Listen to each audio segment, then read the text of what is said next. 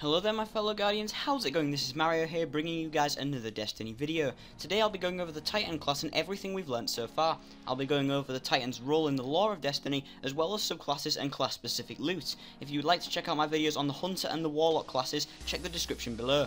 So let's get right into things. The Titan class is one of the three classes that you can play as in Destiny. They specialise in heavy weapons and they are the ones that built the wall and gave their lives to defend it during the collapse. They are forged from strength and sacrifice and are as merciless as their enemies. There are two subclasses you can choose from when using the Titan, the Striker and the Defender. The Striker focuses on being aggressive and trying to take out your enemies, whilst the Defender focuses on being defensive and trying to buff and defend your allies. To start off with, we'll talk about the Striker. Strikers focus on being aggressive and taking out enemies with powerful attacks. The Striker is a pretty close combat subclass, and most of their attacks deal arc damage, so this subclass is effective against enemies that are weak to arc attacks. To start off with, let's talk about the grenades in the Striker subclass. The three grenades that are available are the Flashbang Grenade, the Pulse Grenade, and the Lightning Grenade. The Flashbang Grenade is an explosive that disorients and blinds the enemy as it damages. The Pulse Grenade is a grenade that periodically damages enemies inside its explosion radius. Finally, the Lightning Grenade is a grenade that sticks to any surface and periodically emits bolts of lightning. The Flashbang is extremely effective in PvE, whilst the other two are effective all around. The jump ability available for the Striker Titan is called Lift and can be activated by pressing X on PlayStation or A on Xbox and then pressing it again whilst in midair. There are three upgrades to Lift: increased height, increased control and catapult. Increased height upgrades Lift to travel to greater heights. Increased control upgrades Lift for better directional control whilst in midair. Finally, catapult upgrades Lift to provide a strong initial burst of momentum.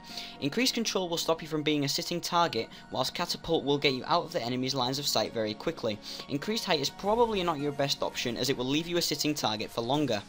Next up, the Striker Titan's super ability is the Fist of Havoc, which gives you the ability to smash the ground and dissolve nearby enemies in a maelstrom of arclight. There are three upgrades for the Fist of Havoc: Aftermath, Death from Above, and Shockwave. Aftermath makes it so that Fist of Havoc leaves a damage dealing wake in its field. Death from Above makes it so that after jumping, Fist of Havoc can be aimed at enemies directly below you. Finally, Shockwave makes it so that Fist of Havoc unleashes a wave of devastating energy which travels along the ground, which supposedly says it increases the range of the Fist of Havoc super. Aftermath is great for clearing enemies off of the flags in control, but the enemy AI may avoid that damage dealing field. Death from Below and Shockwave can be very good in all circumstances, if you can use them correctly. The Striker Titan's melee ability is the Storm Fist, which is a punishing melee attack that deals bonus damage compared to a normal melee attack. There are three upgrades for the Storm Fist: Overload, Discharge, and Illuminated. Overload makes it so that hits with Storm Fist have a chance to immediately reset its cooldown. Discharge makes it so that hits with Storm Fist have a chance to deal area of effect damage around the target. Finally, Illuminated makes it so that kills with Storm Fist significantly reduce the cooldown of your Fist of Havoc. Overload will be very powerful for you whilst your subclass is low level, but once you get your subclass upgraded you may want to switch to one of the other two, as they will be far more effective if you have a very high strength stat. Now let's talk about training upgrades. There are two sets of training upgrades. The first set of training upgrades includes Titan Codex 1, 2 and 3. Titan Codex 1 focuses on battle recovery and toughness, Titan Codex 2 focuses on speed and toughness, and Titan Codex 3 focuses on battle recovery and speed. You can choose one from the upgrades that I just mentioned. The second set features Titan Codex 4, 5 and 6. Titan Codex 4 focuses across all attributes, Titan Codex 5 focuses heavily on battle recovery, and Titan Codex 6 focuses heavily on speed with a slight boost to armor. You can only choose one from the above upgrades that I just mentioned as well. Your choice is down to how you want to play the game. So, for example, let's say I want to play the Titan class with full armor and no speed. I may choose Titan Codexes 1 and 4 because Titan Codex 1 focuses on battle recovery and toughness, and Titan Codex 4 upgrades all attributes, which is very good in general. Finally, we have the passive abilities. There are two sets to these as well. The first set includes Headstrong, Aftershocks and Transfusion. Headstrong makes it so that sprinting increases the leap distance of Fist of Havoc. Aftershocks increases the duration of the Pulse Grenade and the Lightning Grenade, as well as the Aftermath upgrade for the Fist of Havoc. Finally, Transfusion makes it so that kills with Storm Fist will immediately trigger health regeneration. You can only choose one of the above. The second set includes Unstoppable, Shoulder Charge and Juggernaut. Unstoppable makes it so that you are harder to kill whilst using Fist of Havoc. Shoulder Charge makes it so that after sprinting for a short time, you can press R1 on PlayStation or RB on Xbox to unleash a devastating melee attack. Finally, Juggernaut makes it so that after sprinting for a short time, you will gain a protective shield. Whatever you choose will once again come down to how you want to play. When choosing, however, you may want to take into account some of your stats, including your intellect, discipline and strength stats, your previous upgrades in the skill tree, and also what armor you're wearing and how powerful it is. Once you're happy with your choices, you have the option to lock in your subclass. This will disallow you to ever change it again, but will give you a boost in armor. The second subclass available for the Titan is the Defender subclass. This one focuses on playing defensively and using shields to protect and buff your allies. All of the abilities in this subclass are void based, and so will be powerful against enemies that are weak to void attacks.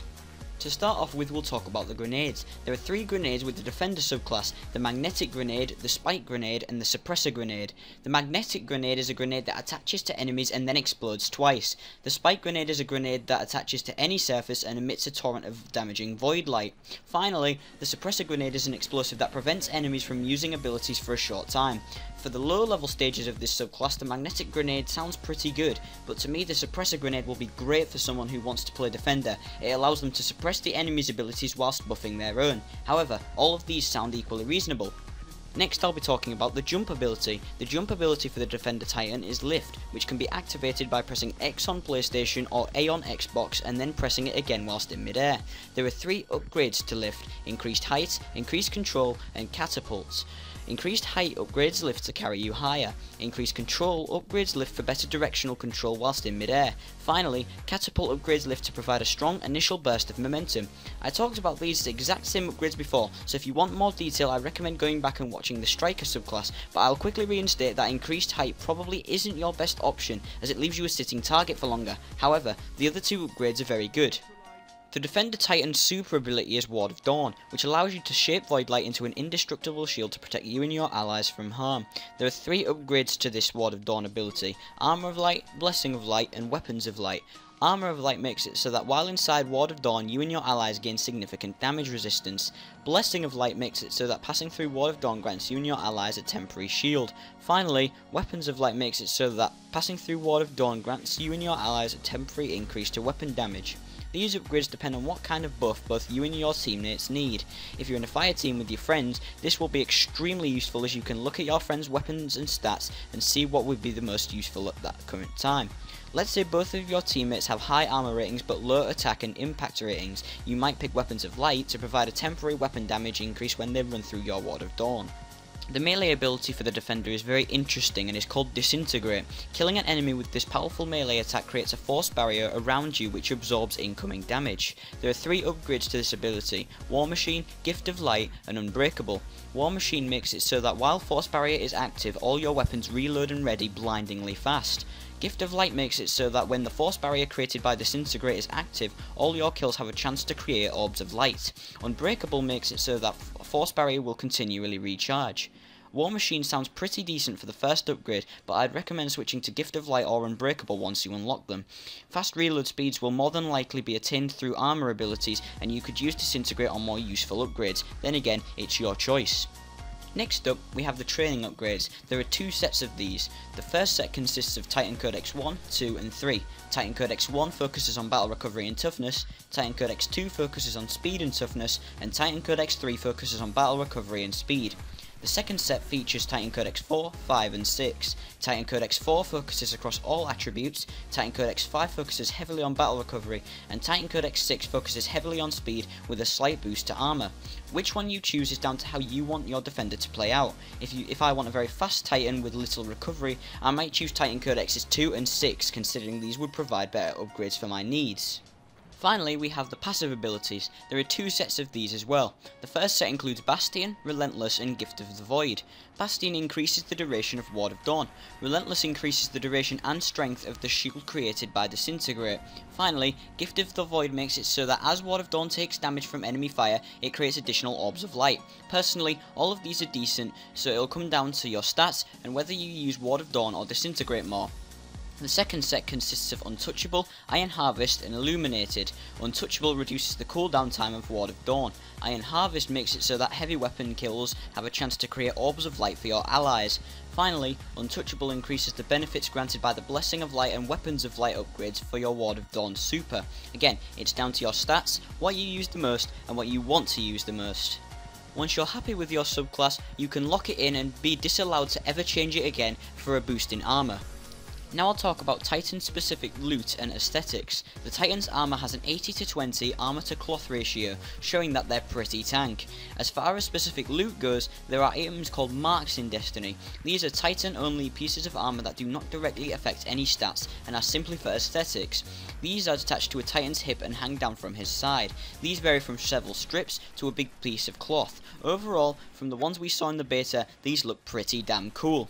So that just about wraps up this video. If you enjoyed it, remember to smash that like button and don't forget to subscribe for more daily Destiny content. Remember to follow me on Facebook, Twitter and Twitch, links in the description below, and I'll see you guys in another video. So until then, ciao.